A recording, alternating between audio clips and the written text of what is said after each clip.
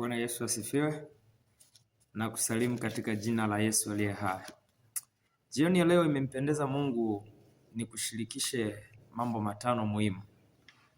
Haya mambo yanaweza kukusaidia kwenye wokovu ulionao.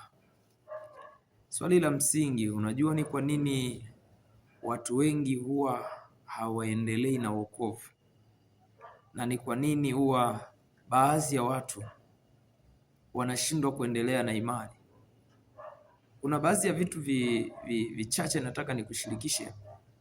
Kuna mambo matano nataka nikushirikishe jioni ya leo. Haya mambo matano ukiyachukua ukayafanyia kazi utaona matokeo. Haya mambo matano ni mambo ambayo shetani anatumia kumrudisha mtu nyuma au kupigana naye kwenye imani yake.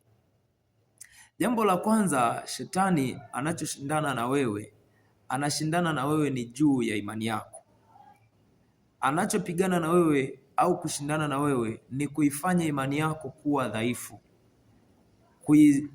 kuiharibu imani yako, ile imani ya kumwamini Yesu Kristo kuwa ni Bwana, imani ya kumwamini Yesu Kristo kuwa ni mwana wa Mungu. Hiyo ndio anayoshindana nayo.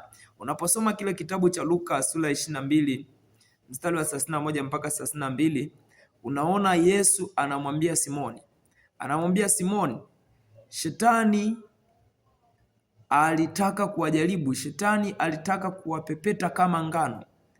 Anasema, lakini nimewaombea ili imani zenu zisitindike. Kwa hiyo jambo la kwanza shetani anataka kukifanya ni kuifanya imani yako itindike au iharibike juu ya kile unachokiamini. Lakini pia jambo la pili shetani anatumia ni kucheza na akili yako. Kucheza na akili yako. Nini unawaza kwenye akili yako?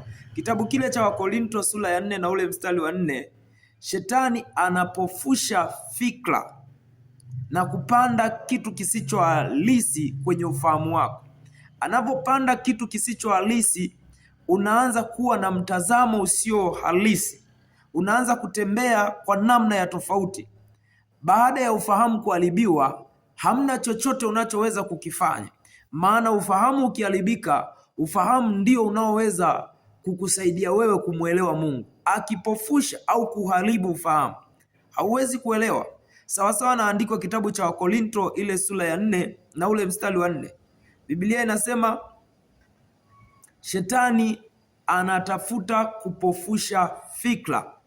Lakini pia jambo la tatu ni udhaifu wako. Shetani